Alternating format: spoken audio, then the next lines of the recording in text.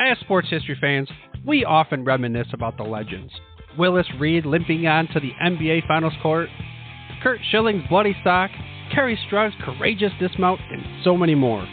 These moments often define sports history. But what about the countless injuries that did not become legends, or careers that were derailed due to inadequate care? That's where this episode's sponsor comes in. Introducing to you ILP Sports Consultants, your trusted sports injury partner, available 24/7. Brian Maelli at ILP Sports Consultants has over 20 years of experience in the orthopedic and sports medicine industry, and he has worked with athletes across the gamut, from youth to amateurs, professionals, in almost every sport played in the United States of America, accommodating athletes at every stage of their career. This adaptability ensures that ILP services are perfectly tailored to your skill level, no matter where you are in your athletic journey. With ILP, you are in control. Choose the steps that matter most to you. Diagnosis, treatment plan, recovery, or the whole journey. ILP services are tailored to your unique needs. Rushing for care is a common pitfall, leading to future problems. ILP Sports Consultants helps you make the right decisions, ensuring that you receive timely and safe care. And here's the bonus. Brian hosts the Injured List podcast, sharing insights and athlete stories you won't want to miss. Whether you're a concerned parent or grandparent, or an athlete yourself seeking guidance, ILP Sports Consultants is your beacon of hope in sports injury management. Visit ILPsports.com today. That's the letters ILPsports.com. ILP Sports Consultants, where your well-being is the priority and your recovery is the mission. Choose ILP Sports Consultants for a healthier sports journey, helping you get back in the game the smart way.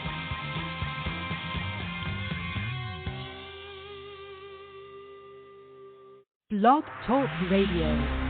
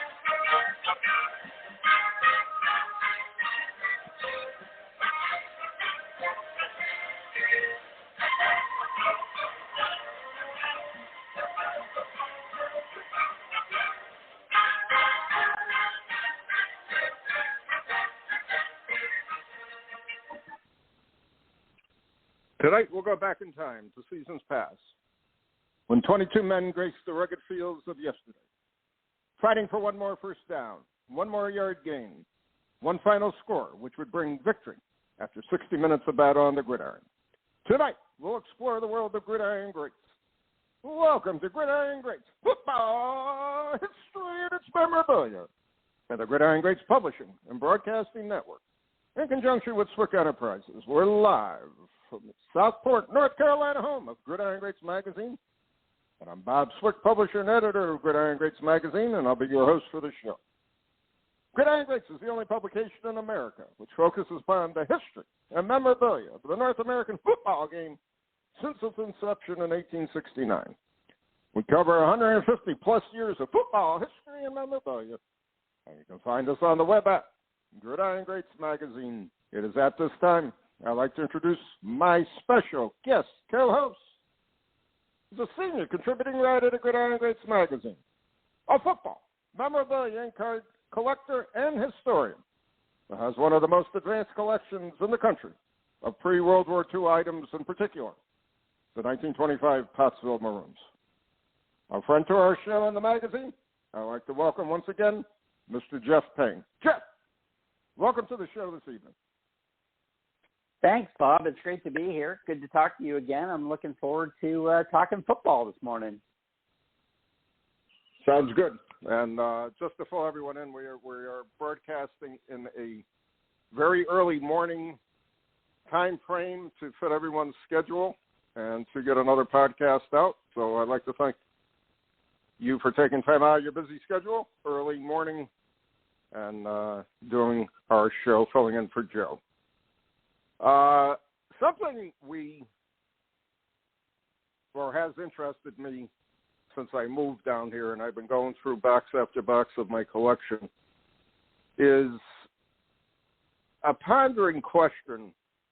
If we did it all over again, if we started our collections all over again, what would we do first? What would we do differently?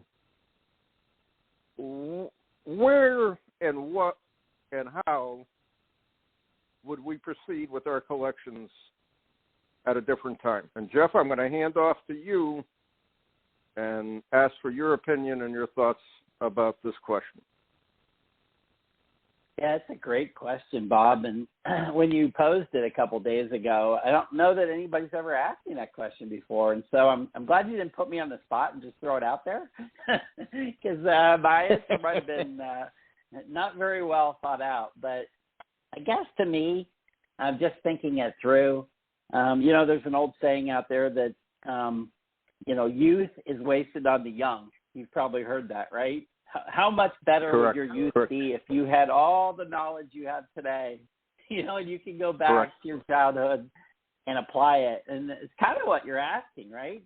Correct. Based on what we know today or what we've learned or what we like or what we've evolved to, how would that change, collecting? For me personally, it's pretty simple once I thought it through. And obviously, like a lot of collectors, when I got back into the hobby over a decade ago, I was focused on expanding what I had put together as a child.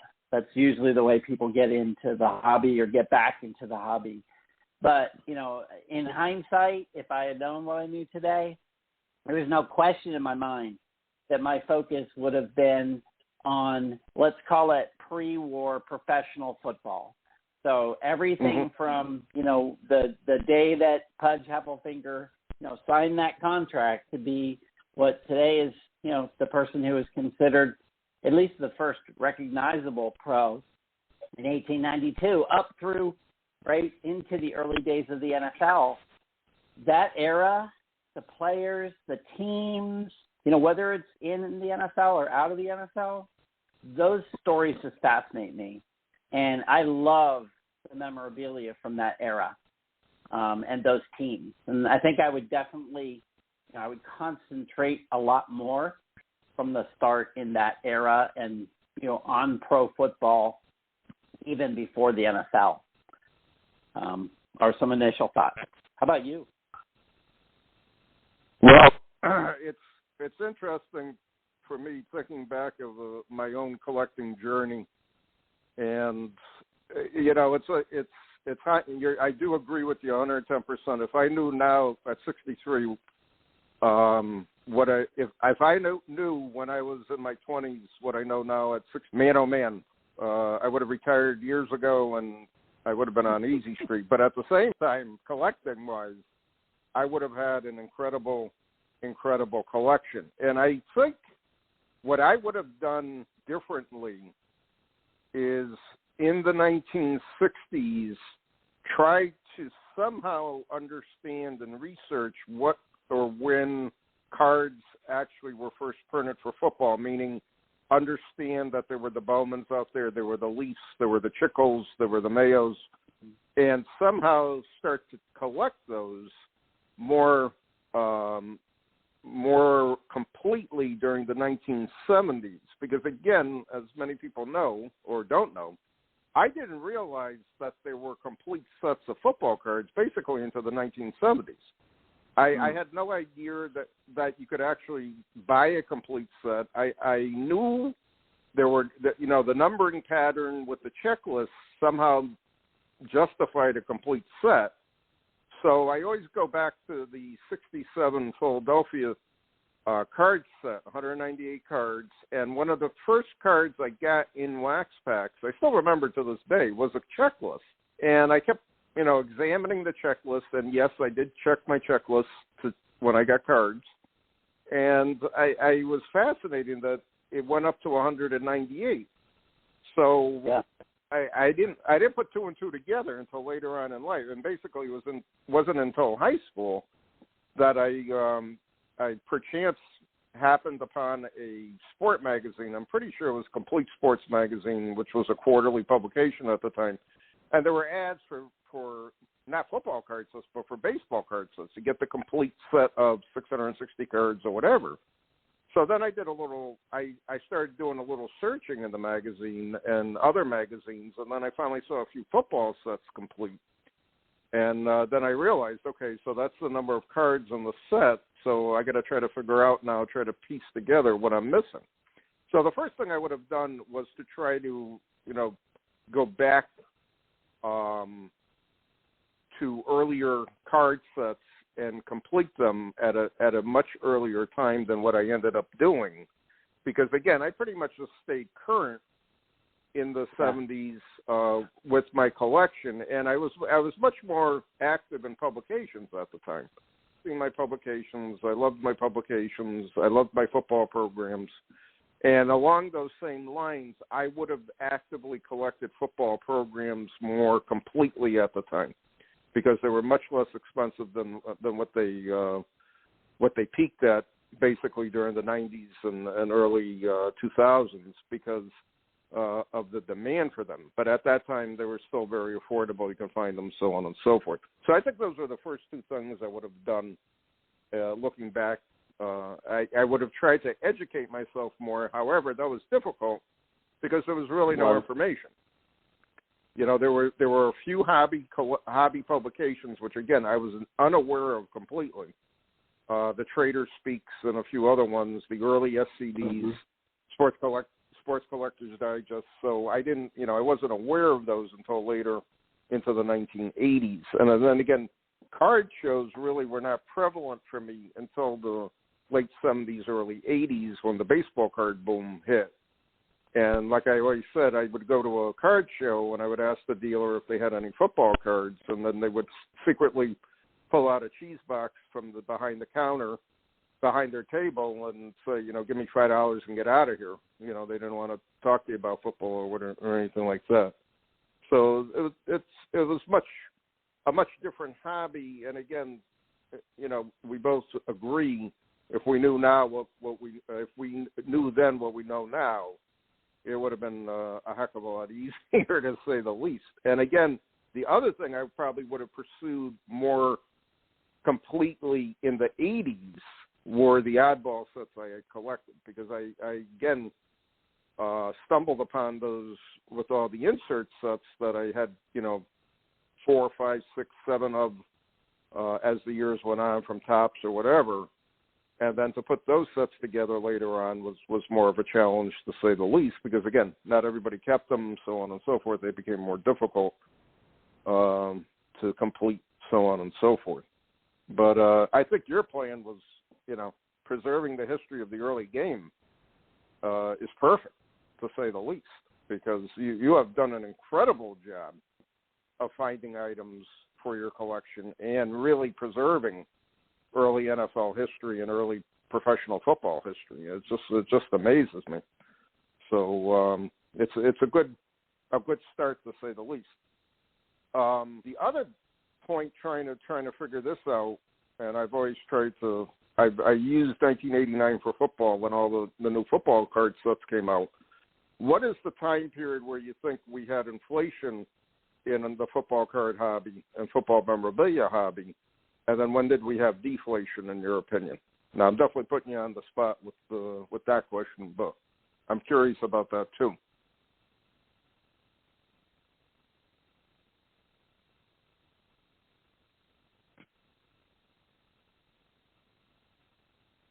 Hello? Can you hear me? Yeah. Okay. Yeah, I got you. Okay. Hey, sorry. Yeah. So right, obviously in the early 90s into the aughts, there was a big run up. After that, it fell quite a bit when the housing crisis came, and that's about the time I got back into the hobby. So, there was a lot of depression in the hobby, and in that, aughts to 2010, 2012 was a good time to get back into the hobby. And then it sputtered along until really COVID, right? I mean, COVID is when, we saw a couple bumps that many believe were artificially generated. But then, COVID hit and everything went crazy. again. So it's been a bit of a roller coaster, I would say. Oh, yeah, I agree with you. And again, the hobby has always had ups and downs. It's much more prevalent now because it's reported on daily. And, we can see the trends, so on and so forth. Again, I long for the good old days, which will never happen again.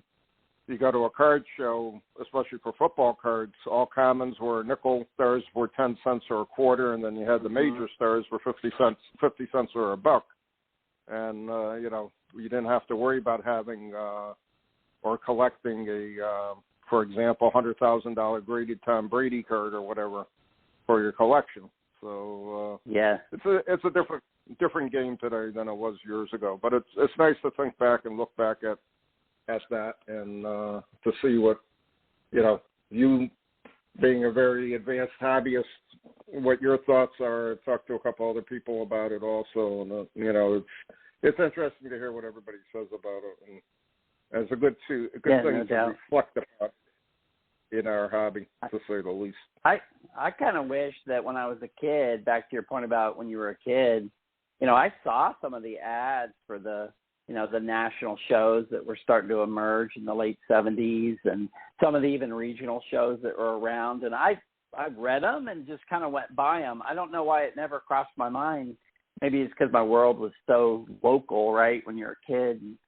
It just never crossed my mind to track those people down, to track, you saw the ads in the back of, magazines for people that wanted to trade want lists and things. And for whatever reason, I just never took advantage of that.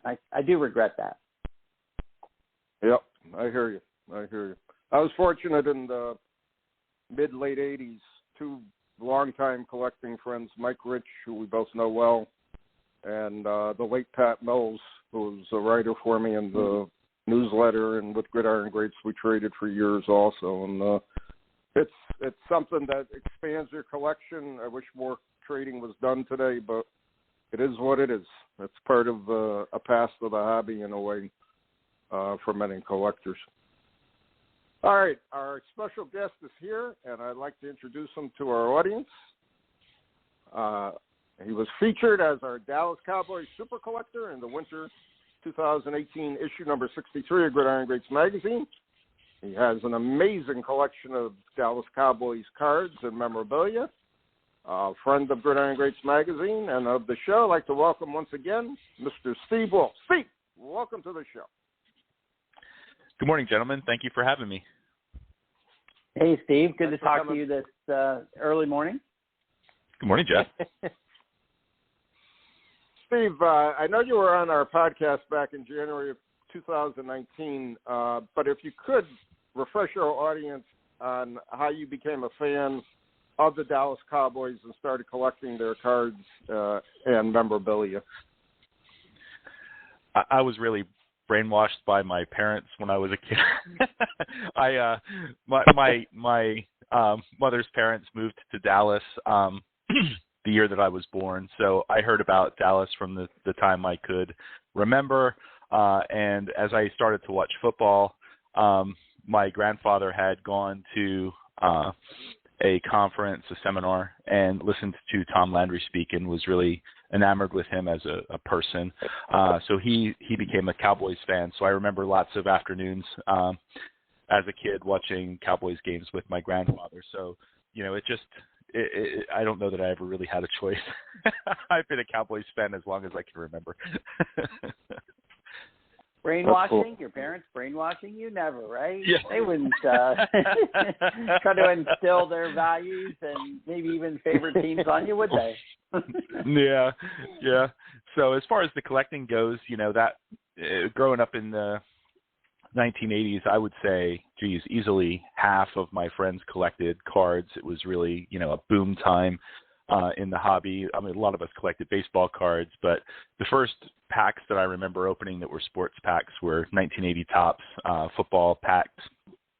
So, that particular set has a special place for me, but football is what I've come back to when I came back to the hobby in 2014. I kept my star baseball cards and basketball cards from when I was a kid. but all I've really purchased since I'm back in the hobby is football items.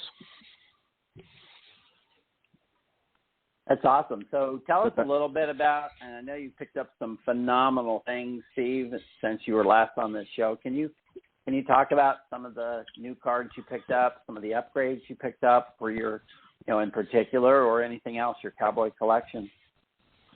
Sure, yeah. I was really fortunate since I was on the show the last time to pick up some really rare graded items for my Cowboy sets, and also collaborated with some other collectors, which is a great way to find things. But I had been running an advertisement, as you guys know, in Gridiron Greats magazine, looking for a 1963 Topps Bob Lilly rookie in PSA 9 condition, and a 1966 Philadelphia Gum Bob Hayes rookie in PSA 9 condition. And both of those are population 9 items. There are no PSA 10s in the pop report presently, so really hard to find. Hall of Fame rookies are very desirable, especially vintage Hall of Fame rookies. So I was able to kind of network and find a collector who had unfortunately passed, and his sister was dealing with his collection. And it was really a educational experience, right, for what happens when, a family member ends up with a collection and doesn't necessarily know what things are worth. So we spent a lot of time, giving her independent sources of pricing. So we showed her vintagecardprices.com, showed her the PSA auction price history, gave her the names of some people in the hobby that, we respect that, would potentially buy the entire collection from her if she wanted to, right? So it took us about a year and a half to work through to the point where she felt comfortable that she was getting the value that the items were worth, right? And that she also was able to get them to collectors that would appreciate them, right? So she thought that was what her brother would want. So, it was really a neat experience. It took a long time, right, and a lot of effort, and there were ups and downs, but was super excited to add those 2 cards to my collection. And along the way, a friend of mine in the hobby, very good friend of mine, was able to add a number of great cards to his collection as well. So, I also was able to pick up a PSA 10 Bob Lilly 1972 Topps card that is a Pop 2 item, and a 1974 Leroy Jordan Topps PSA 10 card that's a Pop 3 card. So there were some things that we also purchased from the same collection, which was a tremendous collection. I mean, it'd be hard-pressed to think that somebody could put together such a high-quality collection. He had team sets from 1960 through the mid-'90s. Many of them were the #1 team sets for the Cowboys on the PSA registry. So just a tremendous collection that had been assembled. So was very fortunate to pick those up. But one of the items that I got, I had been looking for just as long as the Lilly rookie and the Hayes rookie, the 1976 Town Talk Cliff Harris card. And, a lot of viewers are, and a lot of folks would be, familiar with the Wonder Bread set from those years, but the Town Talk set was really kind of locally distributed in Western Pennsylvania and Eastern Ohio. Very limited print run in comparison to the Wonder Bread set. And there's only ever been one of these Cliff Harris cards graded by PSA. I was fortunate enough to log on to eBay one day, and there it was. So I offered the gentleman, 3 times what he was asking for it. He had it listed at $29. Wow. I'm like, I'll give you $100 for it. So, of course, he was excited to take the $100 and run, and I was happy to get it, right? So, so that worked out great for me. But really happy to track that down. I had, AJ Firestone and some other dealers looking for those for me, and I had found 3 of them in like 8 years, and 2 of them had butter stains on them, and one of them had a bunch of dinged corners and stuff, so they were going to grade maybe a 3 at best. So I was really happy to grab the PSA 8 when I had a chance to. So that's really, some of the things I've been fortunate enough to add to my graded collection over the last few years. Those are awesome. Wow. Steve, real quick question for you on that is, So you mentioned the trials and tribulations of picking up, some of those cards from another collector or a family member of a collector. So you think in the end, was it more rewarding to go through that whole process and then end up with something like that? Or would you think it would be more rewarding if, when you called, they just said, yeah, sure, here you go. Like what in the end made it more rewarding for you and kind of, got you more excited? What do you think? Honestly, I think it was, even though my wife would probably kill me because she kind of lived vicariously through this whole thing, it was more rewarding after 18 months working something out, just because, we really wanted to be sensitive to the fact that we wanted her to feel comfortable that she was, getting a fair deal. And we didn't want, our names in the hobby basically associated with somebody that like, oh, they got a steal over here because they took advantage of someone, right? So we really wanted to make sure that she felt comfortable. Plus, her brother had accumulated this tremendous collection. And she was talking with the Cowboys to see if there was something they could maybe do to honor her and that type of a thing, right? So there was a lot that kind of went into it to make sure that she felt comfortable. And, we really didn't know what was going to be done in terms of selling individual items versus selling team sets versus selling the entire collection. So, we did a lot of game planning and preparation where we priced out the whole collection, which took us a lot of time. We priced out the individual team sets. We tried to figure out what we would offer for the individual team sets versus the individual items. We tried to figure out, hey, could we, resell some of these if we bought more than we really wanted? Could we potentially work with others to expand the group and see if maybe there were other collectors that would be willing to take some of the items that we weren't interested in? So there was a lot that went into it. But in the end, it was super rewarding to see the items in hand. And, the chase in collecting is really a lot of the excitement and kind of the anticipation and the anxiety that goes with looking for something and trying to work out a deal and that type of thing. So kind of having that drawn out over a long time was, challenging while it was happening. But in hindsight, it was really rewarding. That's great. Thanks. That's an amazing story, Steve, and I'll tell you, I have had that happen to me so many times over the years. Someone from a family, collecting family, the grandfather passes, no interest by anybody in the family. What do I do with it? Blah blah blah. And it is very challenging, and it can be very frustrating in a way when you're trying to explain, sadly, to some collectors or to some family members, well, this part of the collection doesn't have any value, only this part has value.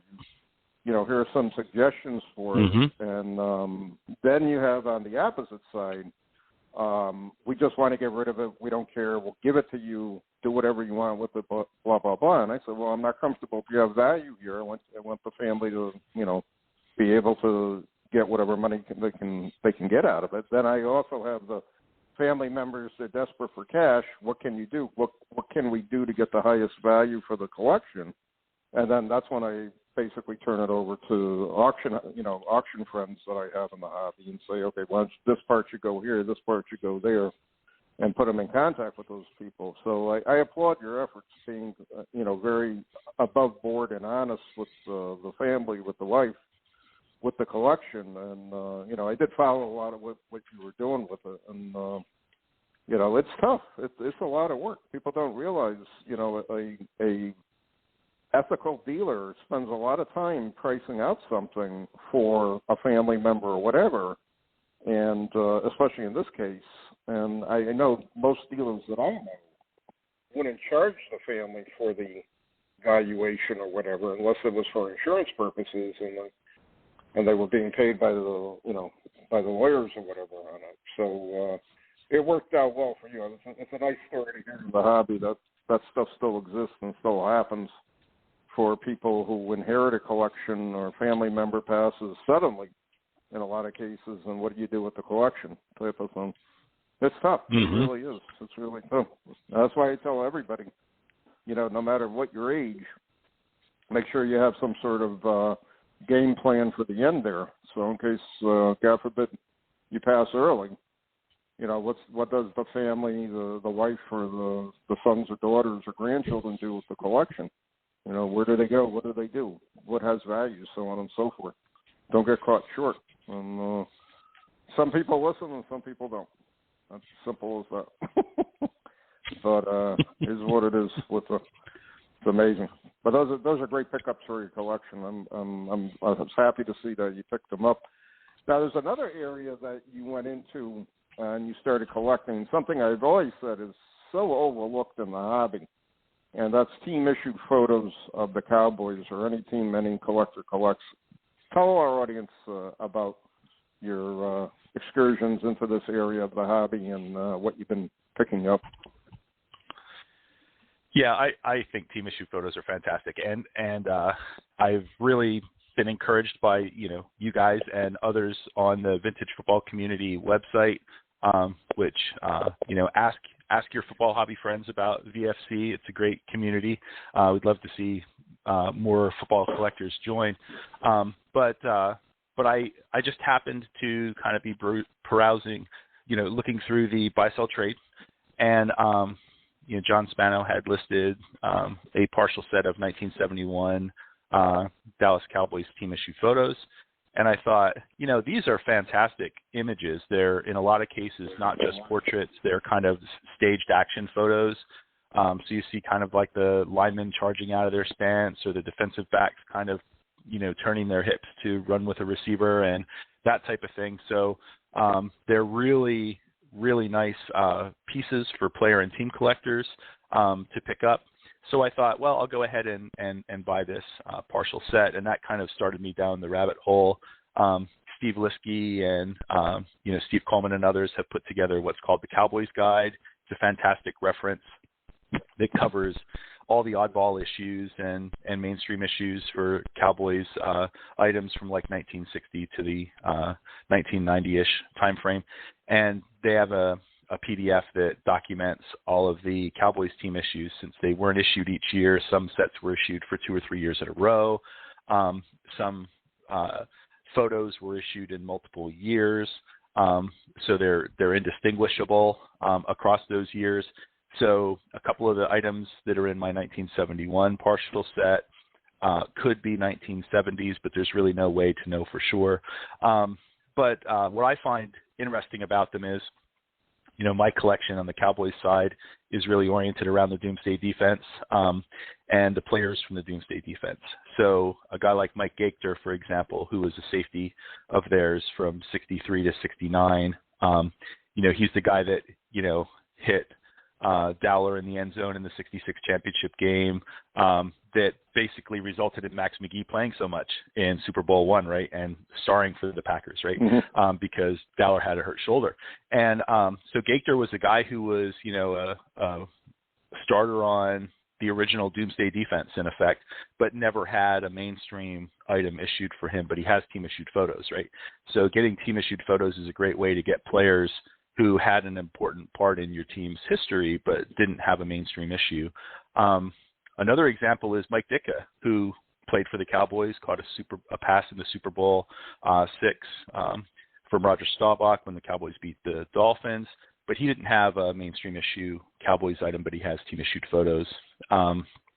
Recently, Rayfield Wright passed away, and it's just a few days after the Chantilly show, and Jeff and some other folks and I had met for dinner, and I was telling him how excited I was that I had gotten the 1967 Cowboys team-issued photo of Rayfield Wright in the mail just that week, where Rayfield was a tight end as a rookie. And he's got a great team-issued photo where he's kind of catching a football in a posed shot with no helmet, right? So you can see his face and things like that. And it's just a great piece, and it came out, 5 years before his 1972 Topps rookie. So team-issued photos, fantastic part of the hobby, really difficult to find. And oftentimes you can find stars. That 1967 Rayfield Wright was $70, right? So you can get stars in a lot of cases for very reasonable prices compared to what their mainstream items might cost, for example. Yeah, I tell you, One thing I truly love about the team-issued photos is, like you said, players who don't have a mainstream card or any other, who may not be as notable as the stars, may have a individual player photo issued for them, which is a great collectible. It's very reasonable, and I do agree with you. The shots on these photos is just classic football as far as I'm concerned. And as you know, I got a big Packer team-issued player photo collection. I probably got about 250, 300 in my collection. They're incredible pieces. I mean, they are really, really beautiful pieces if you really examine and look at them.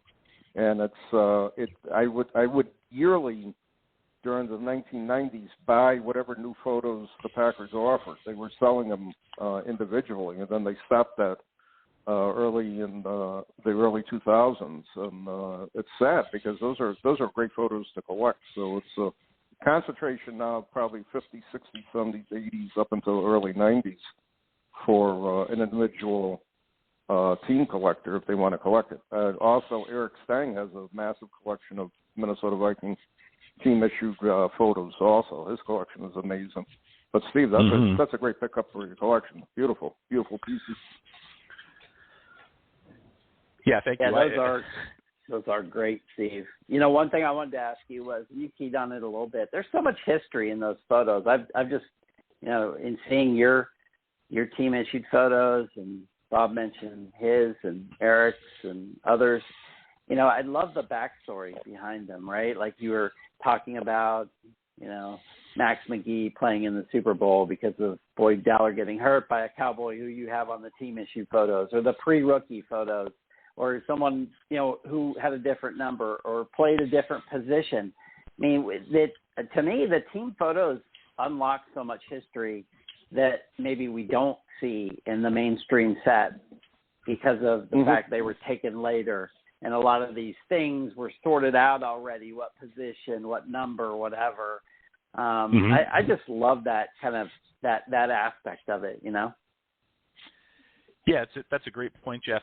And these team-issued photos, at least for the Cowboys anyway, they were often used like in their media guides, for example. And there were, in addition to these team-issued photos, they would take photos sometimes from the same shoot or photos from like game shots and issue them so that they looked like team-issued photos. So they'd have the player's name on the bottom and the team name, sometimes their position. And they'd issue these kind of like press or media photos. They're also considered team-issued. They're just not necessarily part of the team-issued set for a particular year. And that kind of media guide tie-over gives you oftentimes another opportunity to learn more about the team. So going back and looking at, like for the Cowboys, I look through the Dave Campbell's annuals. I buy some of the Cowboys issues that have, like, you know, say players I collect on the covers, but oftentimes looking through them, you find out information about what the team's strategy is. So they'll interview coaches, for example, and they'll say, you know, this is what I think of our draft class, and this is how I think we're going to use these guys, and this is what I think of this position group. And it's really insightful, like you said, about the team and what was going on at the time, and you know, why players might have switched positions, which was much more common there in the 60s and 70s than it is today, and what the coaches saw about the players that made them think, you know, hey, this guy could really be a great tackle, for example, in Rayfield's case, because they tried him at defensive line first before they moved him to offensive tackle. And it really had to do with his agility and his feet that made them think, you know, hey, he could be a tackle. But it's neat. You find these nuggets about the team that you really didn't know. And having these photos used in the media guides is another way you can kind of figure out where they belong in terms of the history of when they were issued, that type of thing. So it really does. You start going down kind of the, I don't want to say oddball rabbit hole, but all of the ancillary things, right? You start out with the mainstream stuff, right? And then all of the ancillary stuff is really where you find, like you said, tons of information about the teams and the players you wouldn't be able to get just from the mainstream cards. Yeah, that's great. That's great stuff, Steve. So another set you collect that I would love to hear an update on. I don't collect a lot of modern, but I do appreciate it. And you've been collecting this Panini 50th Anniversary Hall of Fame autograph set that I think just looks phenomenal. And I know you're working on it. Have you been able to complete that set? Where are you with that set? And tell the audience maybe a few things about that particular set, which is really great. Yeah, this set, I kind of evangelize this set as much as I can, right? I've talked a few people into collecting, their favorite team, or, in one case even starting to collect the whole set. But basically in 2013, to commemorate the 50th anniversary of the Pro Football Hall of Fame, Panini put out a checklist. And if you think of like 1963 Topps, for example, has 170 cards. This checklist was 150 cards. The difference is that 1963 you could just go and buy packs, and you could assemble the 170 cards in the set. Here, what Panini did was they put out a checklist, but they didn't release all the cards, and then they would show up randomly in various Panini products. So perhaps you're opening 2013 Spectra, and you come across a card that's from this set. And then you're opening up, 2014 Playbook, and maybe you'll come across a card from this set. Maybe you're opening 2017 Flawless or 2020 Immaculate, and you'll come across a card from this set. So they're just randomly inserting cards from this set. So you really have to pay attention, go out and download the checklists, which for some of these modern sets are crazy. I mean, you might see the set has 400 cards in it. When you download the spreadsheet of the checklist, there might be 30,000 items in the spreadsheet with all the parallels, colors, insert sets, and everything, right? So, you really have to dig to find the sets that these cards are issued in. But over the years, they've taken their initial 150 card checklist and they've expanded it a little bit. So some players that weren't in the original 150 card checklist, like Lawrence Taylor, were added to the checklist, and that's expanded it up to about 154 or so cards. And then they made the decision in 2019 that for players that played for more than one team, they'll issue an item for them in each jersey, for example. So Deion Sanders has a Dallas Cowboys and an Atlanta Falcons. He doesn't yet have a Raven or a 49er, but he has a Cowboy and a Falcon. And they're all numbered to 50, right? So they're randomly inserted in various Panini products over the span of years. They haven't all been issued yet. The other thing that they changed in 2019 was that they started to issue them for the Hall of Fame classes that happened after the 50th anniversary. They just have a different symbol on the front. So instead of the 50th anniversary seal in the center, they just have the Hall of Fame seal in the center. So that's expanded the checklist up to 173 items that have been issued so far. So out of the 173 that have been issued so far, I have 172. The one that I don't have is the Bob Greasy. There's a little bit of controversy about that one because I know a few collectors online who collect this set also, and none of them have ever seen the Bob Greasy. It was supposed to be issued in 2013. I've contacted Panini multiple times asking them to confirm that the item was in fact issued. I haven't gotten a response. So right now, no one knows what the Bob Greasy looks like. No one's ever seen one that I've talked to that collects the set. Doesn't mean it's not out there, but some of these were used for redemptions, which, redemption is maybe I get a card that instead of being a card says, in text on it, exchange this for the card that this is supposed to be, and then you have to contact Panini and register your redemption. And sometimes they may not have had items signed and returned in time to get them into production. So you send that card in, and when they get it, they send it to you. And sometimes people wait for literally years to get the item that they have a redemption card for. So some of these cards were redemption replacements. So if they had a high value card that for whatever reason they couldn't get, they may contact you and say, hey, we'll send you something of comparable value. The Bill Parcells, for example, was issued that way, at least in part. But they're just tremendous cards. They have like a silver mirror finish on the front. They have an on-card autograph, so no stickers. Most of them are in a blue Sharpie. A few of them are in a black Sharpie. So the autograph looks very nice on the card, presents very nicely.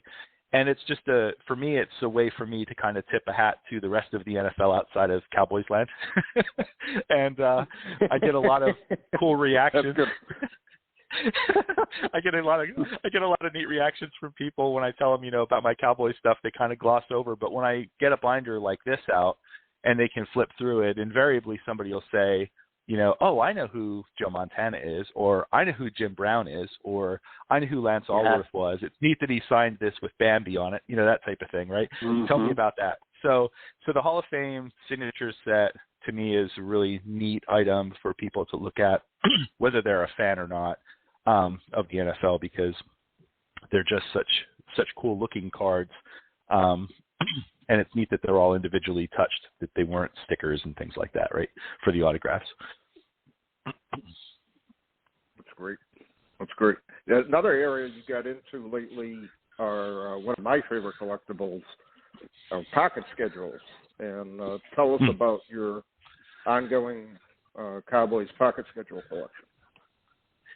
Yeah, so pocket schedules for the Cowboys, I guess, kind of lucky that a lot of the players I collect, the Chuck Howleys, the Lillys, the Harvey Martins, and so on, those guys have pocket schedules where they're featured on the front.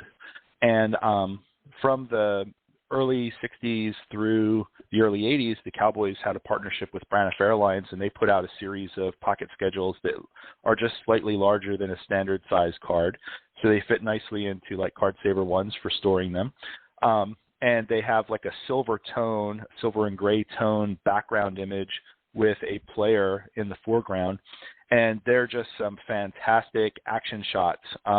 There's a really great one from 1973 where it's Walt Garrison kind of plunging through the line with the football and a really kind of determined look on his face. The 74 card is Harvey Martin terrorizing Joe Theismann, which is probably my favorite of all of them.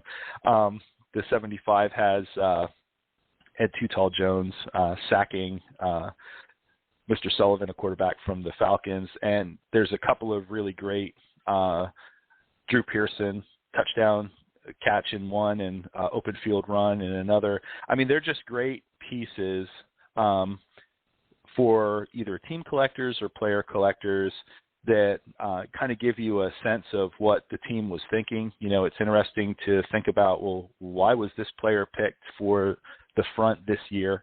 So you get to go back and research what they did the year before, that type of thing, just to try and get a feel for why they might have been picked, that type of thing. So there's a lot of inquiring to do around the items themselves, but I kind of got started with this when I was offered the opportunity to purchase a 1961 item that was a really cool kind of handfold item, like a pamphlet that was issued to season ticket holders, right?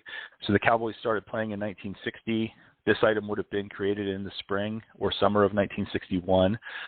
So it has Cowboys action photos from their first year, right? So you wouldn't have been able to have something like this the year before unless, it was issued after the team had started to practice in training camp. So this is real live NFL game action photos for the Cowboys in a Cowboys publication, basically, for probably one of the first times, right? So soliciting people to become season ticket holders for the Cowboys. It's got a schedule in it, but it talks about, the 1961 team, and it shows pictures of Don Perkins in his Cowboys uniform.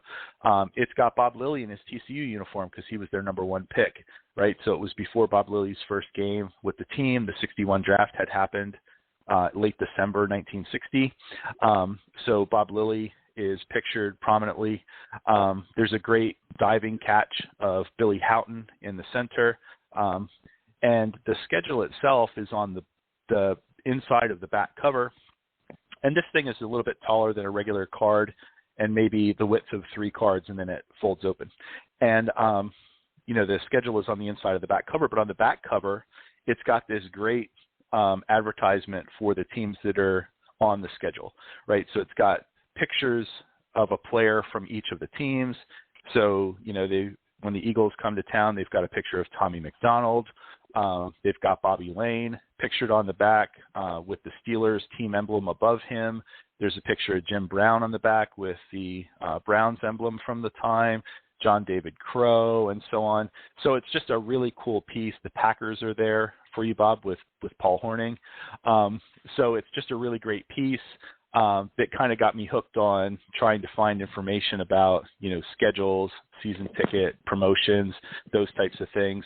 And that kind of led me down the path of trying to assemble a pocket schedule run. And right now I need 4 to complete the run back to 1970. And then for the 60s, I have a number of needs because they're more expensive and very difficult to find. So I'm kind of opportunistically adding the ones from the 60s when I get a chance. But I'm really trying to complete the run back to 1970. Like I said, 4 more to go, but these are just fantastic pieces, particularly this era from the mid-60s to the early 80s where the Braniff schedules were put out, because they're just so neat looking in terms of their presentation and very much like a collectible trading card. That's awesome. Yeah, they're great collectible. Great collectible. Wow. Yeah, those ahead, are underappreciated as well, right? I mean, those are definitely underappreciated. You mentioned you're missing some things, so you need that one card from your Panini set and your pocket schedules. You need some items. What are the major things on your want list right now? What are you really after? Well, I'm still after the Don Perkins 1962 Topps rookie in a PSA 9. That was the third card that was in that Gridiron Greats advertisement, right? So that one is one that I'm really after. I have a couple of other sets that I'm within a card of completing, or 2 cards of completing. So I'm looking at trying to track those down. Right now, I need a 1998 Michael Irvin PSA 10 to complete my Irvin set. That'll be the first one of those in all PSA 10 on the registry. It's kind of weird, right? You think in the 90s there were a huge boom of card production, and there's tons of cards out there. It's just that not many have been graded because for the longest time it wasn't really profitable. There weren't people buying those, right? So it's really people that are collecting players that are submitting those. Right now it's expensive to submit cards for grading, so it kind of has brought some of those set runs of mine to a halt. But hopefully prices will drop on grading, and I have all the items that I need to submit for those set runs that are kind of on the more modern side. But the Bob Greasy Hall of Fame autograph, that would be a great item for me to find. Of course, Jeff, I'm also, a Pottsville Maroons collector, although my collection is significantly smaller than yours. But I'm still looking for the last 4 1926 Pottsville Maroons real photo postcards to complete my set. So I'm looking for the Keneally, the Osborne, the Barry, and the Latone. Those are the 4 that I need. Great players, but those would be neat to come across. But on the Cowboys front, I'm looking for earlier in the 60s team-issued photos, particularly Bob Lilly. I'd really like to get my hands on a 61 or a 62 era Lilly team-issued photo. George Andre's on that list too from that time frame. I haven't seen them up for sale, so those are items that I've been looking for. They're not necessarily going to be very expensive, which is great, I hope. Maybe I jinxed myself now, but I'd love to get some of those, and so that's really what I'm looking for right now, Jeff. Steve, I'm curious. Did you or do you have a collection of the Cowboy police sets that were issued? I forgot. I do. Yeah, I do. I have basically ungraded complete set run for them from 79 to 83. Right. And I do have some of them graded for my player sets. But there's some great Cowboys police cards that were issued there. And some of the shots that pop to mind, like the 79 Cliff Harris, where Joe Pisarcik is about to get nailed in the back. I mean, there's some really nice photos in those as well. A lot of them are team photos. The Drew Pearson catching the ball over the middle in the 79 set's a really good one too. The 83 Pearson is a nice one where he's catching the ball over his shoulder. So there's some really nice photos in those police sets as well. Mm-hmm. Yeah, I always thought those are a great addition to any team collector for any team, especially if they did issue those particular set runs.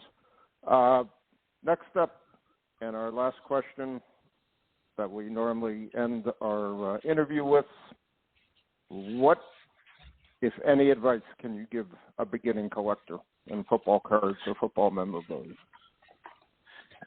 Well, I think the best advice I would give someone is don't collect by yourself. And what I mean by that is that talk to other collectors.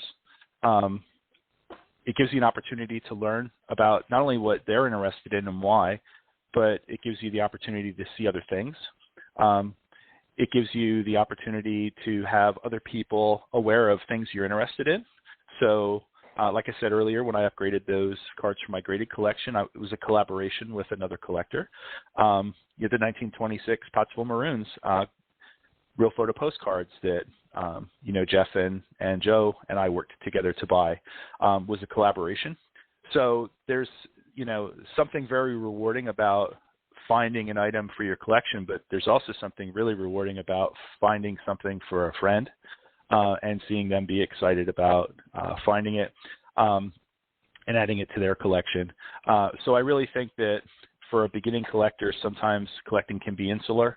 You're focused on looking at your sets, looking at your checklists, figuring out what it is that you want to do. But I'd really encourage people, to engage other collectors, find out what's interesting about what you have and what they have, and really spend time, getting to know the people. It's always something that comes up in conversations with collectors.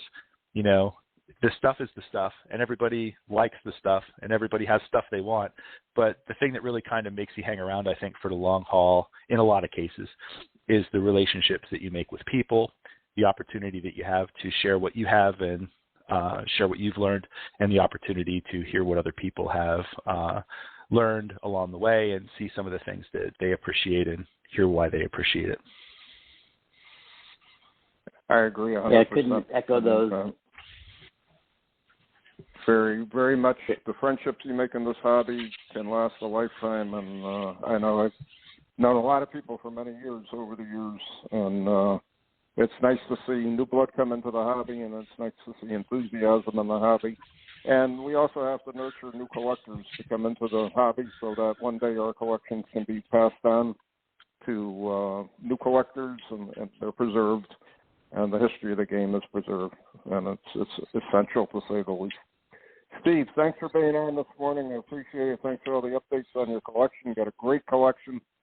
I love hearing about it, and I know you'll be successful in finding your items on your want list over the next few months or years, whenever it may be. Thanks for being on. Thank you, gentlemen. Thanks Dave. A lot. Appreciate it. Enjoyed it. Mm-hmm. All right, we're down to almost 2 minutes, and we're going to go into our 2-minute warning and wrap up. And Jeff, I'm going to hand off to you what you pick up on today's show. Well, first I got to thank Steve for the shout-out for Vintage Football Community. I'll let him know his check's in the mail. But seriously, these are all related topics, right? I mean, what I loved about our conversation with Steve and why I love to spend time with him talking about the hobby is while he's, primarily known as a cowboy collector, as everyone heard, he's got a lot of balls in the air in a lot of different related directions and even some unrelated directions. And to me, that's a sign of someone who is passionate about the hobby, who loves to dig into things and understand them, and as he mentioned, share them, right? And you and I have talked about the fact that for this hobby to grow, we need people like Steve. We need people who start somewhere, probably based on their team affiliation or what they collected as a kid, but then over time just see the vast opportunities to learn about other things, dig into them, share those, build relationships with people. And gosh, he's got a heck of a collection, and he knows so much about it, right? As he was talking, I was just thinking about Steve knows this stuff cold. He could roll his eyes back and he just recites knowledge about what he collects, which I think is very refreshing. I don't know what your thoughts on that are, but I just really enjoy that. Well, I agree 100%, Jeff, because, again, someone who's passionate about the hobbies, what we need in the hobby, knowledge, expanding knowledge, sharing knowledge, that's what it's all about. And in all seriousness, VFC has done so much for the hobby in expanding the hobby, expanding the knowledge in the hobby. It's like you're in a pro football or in a football Hall of Fame on a daily basis, seeing the stuff that's discussed and seeing the items that are posted. It's truly amazing to me. Truly amazing. Well, we're almost out of time. And again, I'd like to thank you, Jeff, for filling in for Joe today with your busy schedule. Thank Steve for being on. And we'll be back hopefully within a couple of weeks with a new series of shows. And until then, thanks for listening. One last, with 10 seconds to go, issue 76 of Gridiron Greats is in the mail. Hopefully people are receiving it now. I'm sure you'll enjoy our newest issue. Thanks for listening, and we'll see you again. Thanks, Bob. Enjoyed it.